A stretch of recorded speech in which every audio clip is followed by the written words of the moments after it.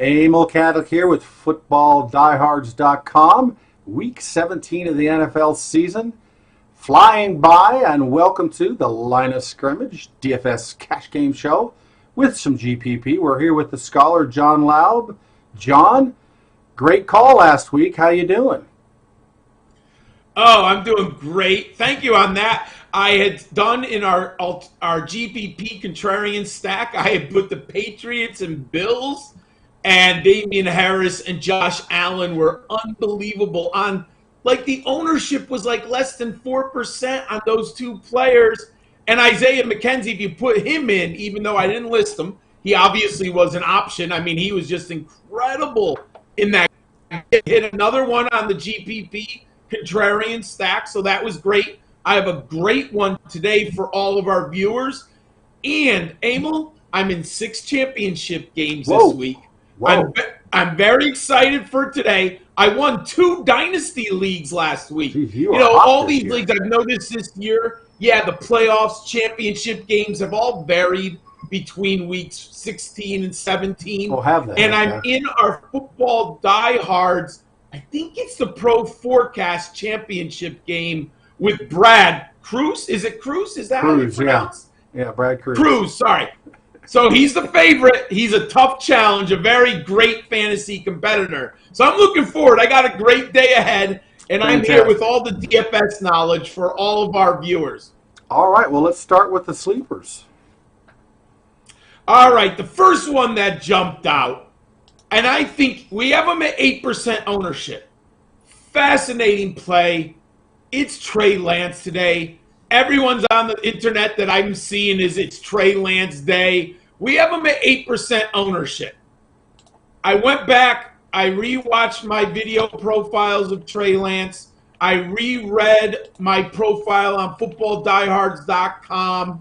I watched a little bit of the game early in the year when Trey Lance played against Seattle and Arizona. Emil, the rushing upside is there. We know in fantasy football, when we have that high floor of rushing upside, we love fantasy football. Also, Emil, he's coming in at less than $5,000 for a starting quarterback in DFS today. The matchup is tasty against the Houston Texans, who I got to give credit. The Houston Texans are playing great football.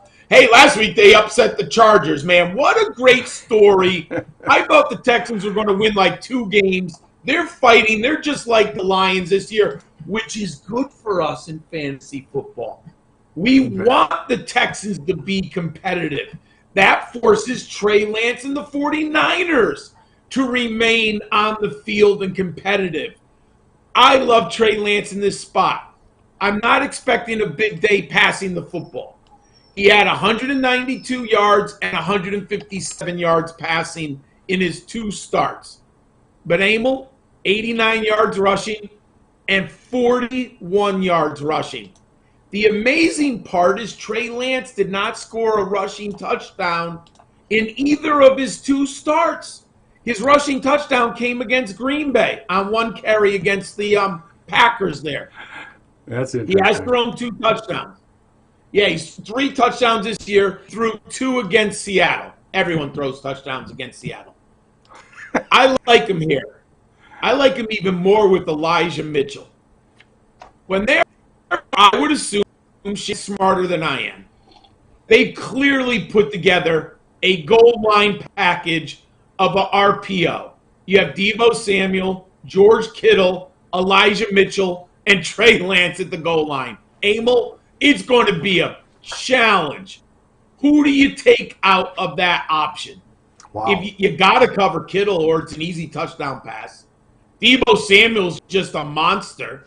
Mm-hmm. And then you have Trey Lance, who excelled at the RPO option at North Dakota State with Elijah Mitchell. I love it here. Smash spot, Trey Lance, looking for the Jalen Hurts rushing day, 80 yards and a touchdown. Whatever we get out of passing is a bonus. We only need 15 points for 3 times. I have him projected at 20. Love Trey Lance here today. put him in your cash game lineups. And Emil, I think people wrote the narrative on Rashad Penny. It's been so long for him to reach the heights of the first-round draft pick coming out of San Diego State. Hey, I'll even admit I wasn't drafting Rashad Penny over the summer. Yeah, Chris Carson on that roster looked like he was the no-brainer starter. Rashad Penny was injured again earlier in the season. But in 2 of the last 3 weeks, Rashad Penny has gained over 130 yards rushing. Emil, he's been very good here. He did have a tough game against the Rams, but who doesn't? He's at home against the Lions. He's at home against the Detroit Lions. Only 4% owned. In the 2 games that he smashed against Houston and Chicago, he scored 3 touchdowns. I understand there's not a lot of PPR upside, but I do think 2 touchdowns are in the realm of possibility here, and we know that Pete Carroll loves to run the football near the goal line. I mean, that's what the Seahawks do. I love Rashad Penny here. There are so many good running backs on the slate who are getting an opportunity to excel.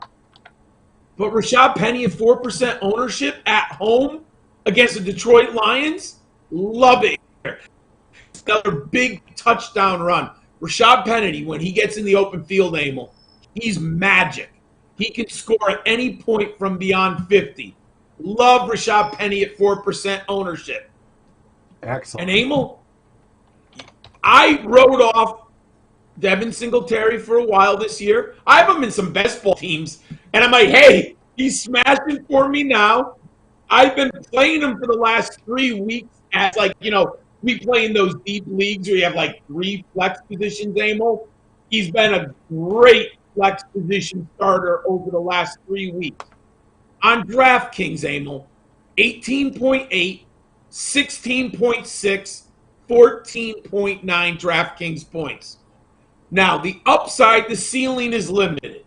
I understand Allen is so good. He's a number 1 fantasy quarterback. He definitely takes away goal line carries.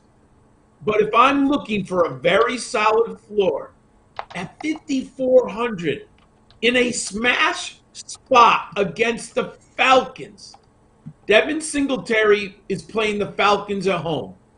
5,400 at 9% ownership. Last week, he had 6 targets against the Patriots. 3 weeks ago against Tampa Bay, he had 7 targets. Emil, against the Panthers, in between, he only had 1. If the Bills want to win the AFC, they need to win the division first. They have to win their 2 remaining games. They're tied with the Patriots, but they have the tiebreaker. The Bills have every incentive to win here. And what I like about Buffalo, if you've watched them over the past 2 years, Emil, they have a little bit of the old school 49ers and build the Patriots with Brady. They don't mind putting a 40 spot on you. The Bills, when they have the chance to score, this is pro football. They're going to put up 40. I mean, that's what I used to love about the Bill Walsh and George Seifert 49ers. They never took the gas. They just pedaled to the metal, and they would smash you. The Patriots with Tom Brady did that for years. Hey, this is professional football. Stop us. Bills have that. When they have the chance to smash you, they put up a 35-42 spot. Love the Bills here in Devin Singletary at home against the Falcons. I like to dig deep at wide receiver every week for salary savings. There's always a risk-reward here. But in 3 of the last 5 games, Zay Jones has scored over 11 points on DraftKings. He hasn't reached the end zone in any of those games. We know touchdowns are fickle. If Zay Jones can score his 2nd touchdown this year, or if he scored a 2nd touchdown in any of those 3 games, we're looking at 17 to 18 points. I like Zay Jones here against Indianapolis. You know, they have Renfro and Zay Jones. Look at the targets, Emil, in the last 5 games. 8, 9, 7, 5, 7. Very Game good. script here says the Colts should have the lead in the fourth quarter. The Raiders, unfortunately, their offense hasn't been as productive as it had been. But the Raiders will have to score points here, and they should be passing the football in the second half. At 3.7, I'm looking for 3 times value, so we're looking at about 10 to 11 points, which Zay Jones has achieved in 3 of the last 5 games. If he could score here, and we know touchdowns are fickle, if he could score a touchdown here, we could have a 15 to 17 point outing. I like Zay Jones here. If you're looking for salary savings, that's my player. Emil, were you able to plug these 4 into our optimizer? Yes, I did. It's interesting. The very first lineup that comes up, it has Jonathan Taylor for Indianapolis. It has A.J. Brown for Tennessee. It has Kittle at tight end. And then here's an interesting name. Here's an interesting name to fill out this roster and get under 50,000. Seth Williams for Denver. It put in here. Ooh, we've got him rated. Yeah, we've got him rated like 41st on our rankings, and he's a 3K spot for salary. So yeah, and that Emil, allows us to get all these players, including Kittle and A.J. Brown, etc. Oh my God! Hey, to have Jonathan Taylor, Kittle, and A.J. Brown with these 4 players, that's a nice lineup. And if you don't know, my friends, Seth Williams is a big wide receiver. I saw him a ton at Auburn. He's physical, he's strong. He's a little bit Portland Sutton-ish. And was he bare minimum? I would assume he's 3,000, right? Yeah, he's 3,000. And remember, also you've got Jerry's out, and the other Tim guy's Patrick. out. Yeah, so they're really hurting. So this guy's going to probably get a few targets. You would assume 5 or 6 targets, right? And he has the body and the makeup to be a red zone threat. So I remember studying him a ton at Auburn. Yes, he's a very interesting play for $3,000. That's a good call by our optimizer. Yeah. All right, let's go off to the Fantastic Four. All right, if you're looking to build a lineup, I wanted to give you the option of playing Cooper Kupp or Jonathan Taylor. Emil was kind enough, and we just put Jonathan Taylor into our sleepers lineup. This lineup that I put together, I wanted to give you enough salary so you can choose Kupp if you want or Jonathan Taylor. You can put either of those 2 players with our Fantastic Four. I will leave it up to our viewers. Side note, on the sheet of knowledge right now, on my 2 lineups that I post every week for our readers, Jonathan Taylor is in one and Cooper Kupp is in the other. So go check it out on footballdiehards.com, and then I'll give you my Fantastic Four here, and you can choose if you want to put either of those 2 players here. Emil, doing my research, this statistic blew me away. I'm looking at all the quarterbacks, and I know Dak Prescott has been up and down this year. He's also was injured. He missed a game. But this number blew me away, Emil.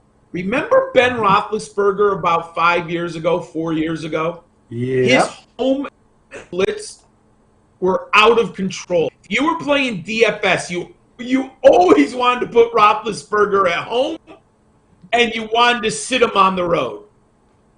I couldn't believe this. Emil, in 7 home games, Dak Prescott averages 26 points a game.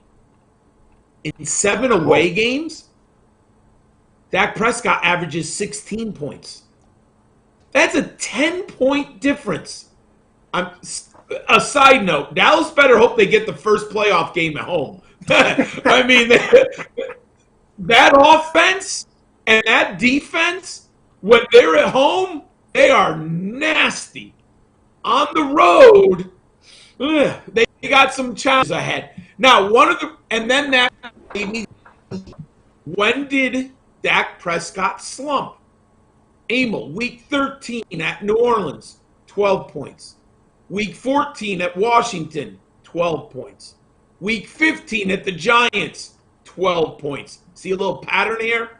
Yes. Last week against Washington at home, 34 points. And he didn't go up in salary because it was a Monday night game. We're getting Dak Prescott at 67%. Now, he is highly owned. I'm not the only person who figured out these home and away splits. But they're just so obvious, Emil. And then you look back against Vegas at home on Thanksgiving, 28 points. Atlanta at home, 27 points.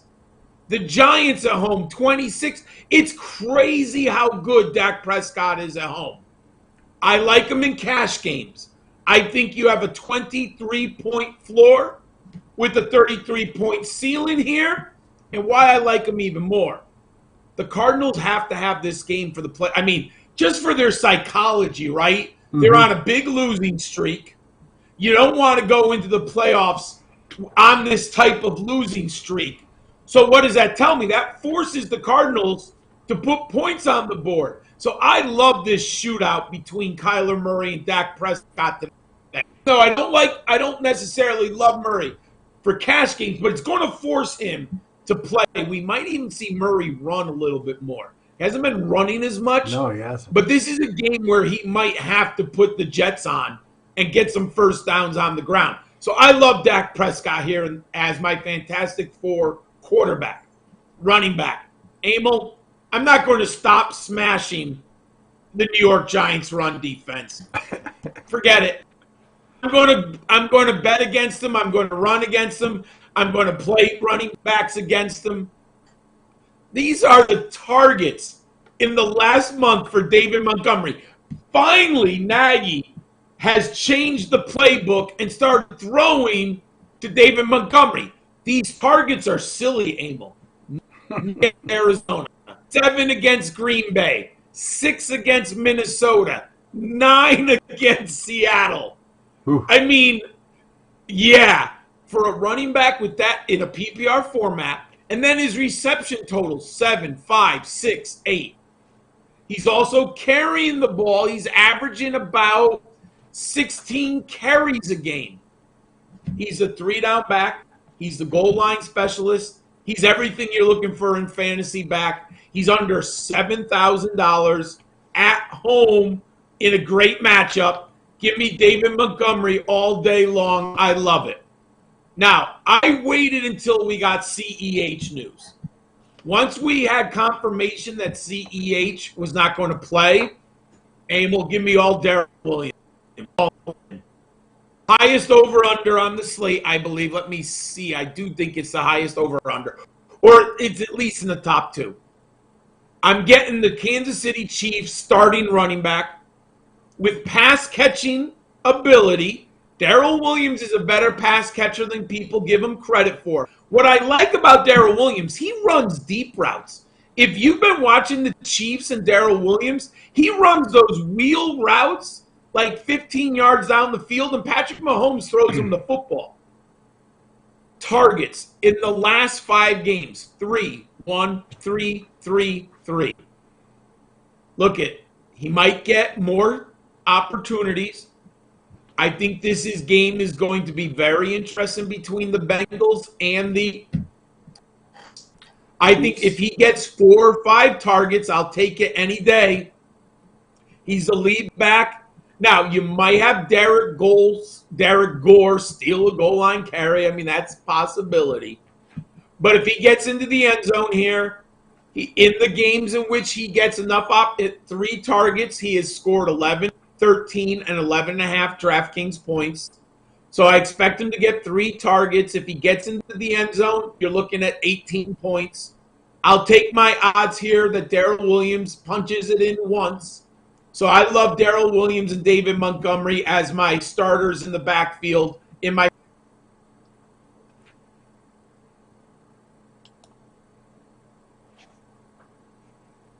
Did I lose everyone for a second? Yeah, you're in now. You're good. You popped out for a bit, but you're back. Sorry about that, everyone. I hit the wrong button. So I got my wide receiver, Jalen Waddle, outperforming my expectations. But obviously that chemistry, remember, Joe Burrow wanted Jamar Chase. Jalen Waddle kind of liked Tua Tagovailoa liked Jalen Waddle. Both of all four of those were teammates at three schools. Emil, the targets for Jalen Waddle the last month, 9, 10, 11, 12. Ooh. Yardage, 65, 137, 90, 92. More importantly, DraftKings points, 21, 32, 18, 25. The Titans, I believe they are the 31st. Let me see where they are here. They are the 31st team ranked against opposing wide receivers. Love Jalen Waddle here. Nice value. I don't have to go over 7,000. That's my fantastic four. Emil, did you plug that into our optimizer? Yes, I did, and there's some interesting lineups. The fourth lineup I have also puts in Eckler for Los Angeles Chargers. It has Grayson for the Tampa Bay, and it has Seth Williams again for that 3K, and Kittle. Yeah. So again, a lot of players you're getting in with those Fantastic Four. Yeah, and all of them are in my lineups at Football Diehards on the Sheet of Knowledge page. You can see how I put those together in a lineup. And if you want, you can play Jonathan Taylor or Cooper Kupp in this lineup. It's possible. It's a challenge. You have to put it together. But it is possible, my friends. Fantastic. All right, off to the next slide. All right, everyone. We are here to help you build better DFS lineups at footballdiehards.com. We have so many interesting articles and shows for you to build. We have Jamie Calandro, who comes out with the DraftKings cash plays and DFS GPP stacks every week. We have Gary Davenport with the Shadow Nose, which is wide receiver cornerback matchups.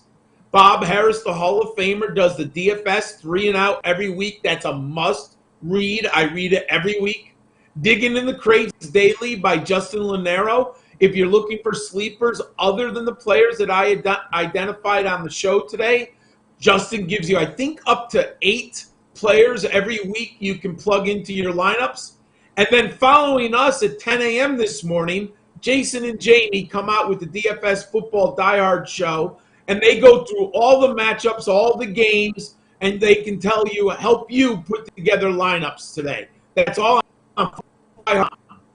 Fantastic. All right, let's go off to our contrarian GPP.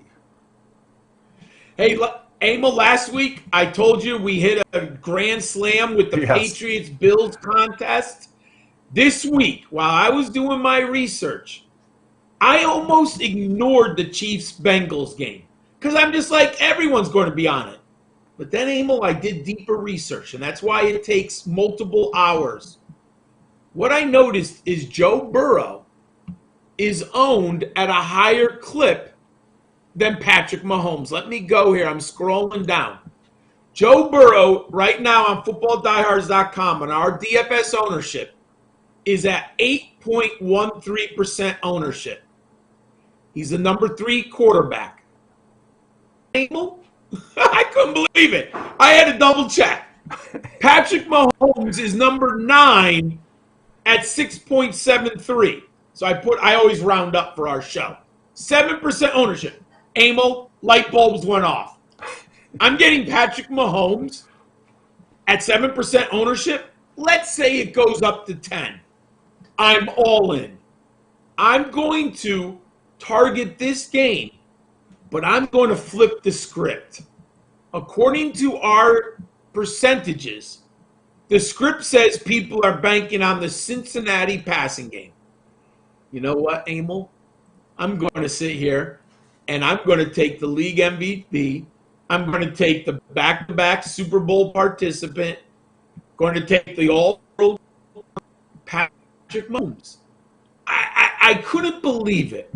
And we talked a couple weeks ago, maybe even last week, I was talking about Aaron Rodgers and how quarterbacks are motivated to excel, especially in big matchups. You don't think Patrick Mahomes has noticed that Joe Burrow is getting all of the press clippings, Twitter love, Instagram love, telephone love? Everyone loves Joe Burrow. Well, is there a more motivating narrative than outperforming Joe Burrow on the road in front of his home crowd? Please. We know Tom Brady has excelled a lifetime of coming up with narratives to motivate him. Emil, Patrick Mahomes is going to go into the jungle today, and he is going to light up the Cincinnati Bengals.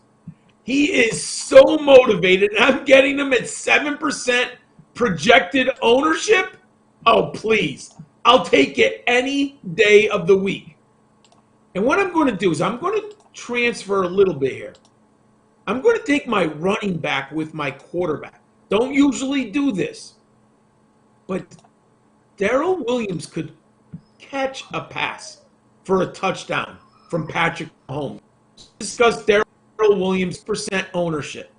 So I'm going to take Mahomes and Williams and hope that Williams gets targeted 5 times in this game and he scores once in the air. And you know what I'm going to do? Look, we all know Kelsey and Hill. We get it. I get it. Everyone gets it. So I'm going to bypass Kelsey and Hill. I got a piece of Kelsey and a piece of Hill with Mahomes. Well, now I want something of Joe Burrow. I'm going to take 3 of his pass catchers and hope Burrow throws for 300 yards and 3 touchdowns again, which I think is reasonable in this high over-under. I'm going to pivot, though, off of Jamar Chase because he's the highest owned wide receiver right now on Cincinnati. I'm going to go 6,900. Tyler Boyd at 5,400. T. Higgins at 6,900. And C.J. Uzomah at 3,300. In the last 2 games, Tyler Boyd has had 5 and 6 targets. But he's been so efficient with them, Emil. 85 and 96 yards, 2 touchdowns.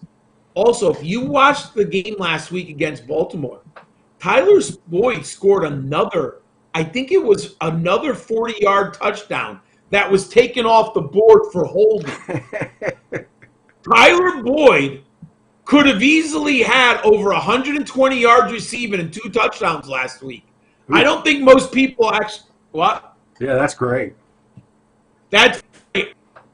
Here, he's in an advantageous matchup because you got to deal with Jamar Chase and T. Higgins. So I'll take Boyd here at very low ownership.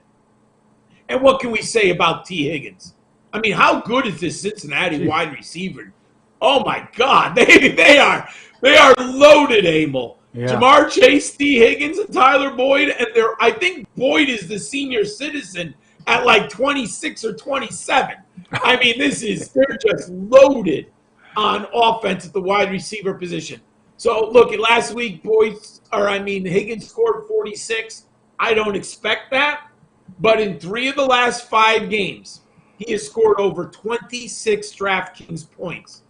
As long as we don't get a touchdown from I'll have my GPP, and I'll put in those 2 Bengals. And the tight end, we all know Kelsey's awesome, but it's very hard to fit Kelsey into this lineup build. If you haven't noticed, Emil, in the last 4 games, Uzomah has had 6, 4, and 7 targets. That's nice for a tight end that no one is talking about. More importantly, Uzomah scored. He has 5 touchdowns this year. Excuse me, everyone. And he has not scored a touchdown since week 7. What if Uzama gets in the end zone for us, Emil? We're looking at 14 or 15 points. Did some salary savings. So I pivoted to Uzama there. Now, Emil, did you put that one into our lineup optimizer? Yes, I did. Yeah, $3,300. He has some upside. Uzama does. He definitely will look. Burrow will look for him in situations. Yeah, the first one here is kind of interesting. It's got Eckler added in. It's got Ronald Jones for Tampa Bay. It's got Seth Williams again to save that money for Denver. So you're getting Eckler and Jones is in a good spot. So that let's see what the ownership. I think Eckler's at less than 10%, so that's not bad. Yeah. And Jones is 15%. But there's other players. If you don't want Jones, you can pivot to other players. Hey, I'll tell you one guy I like who's sneaky, Emil. Yes.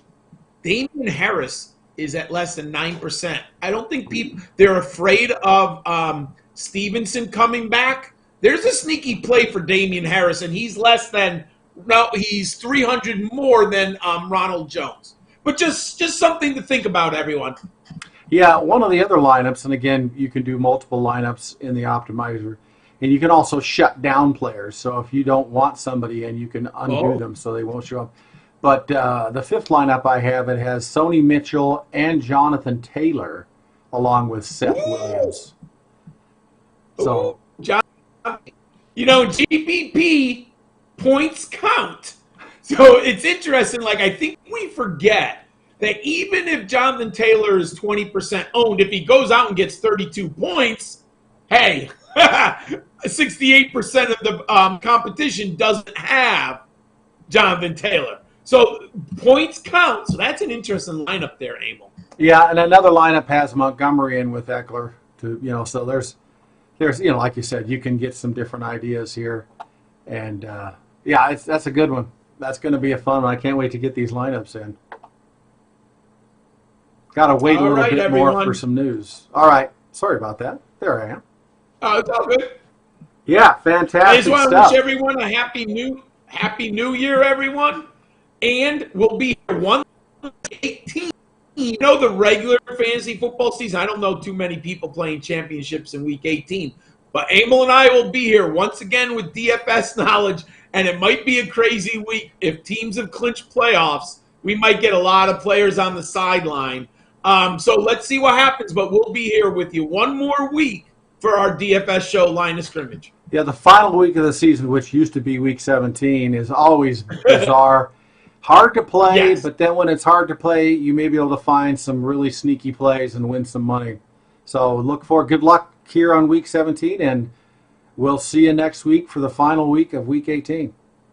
Thanks, John. You're welcome. Happy New Year's.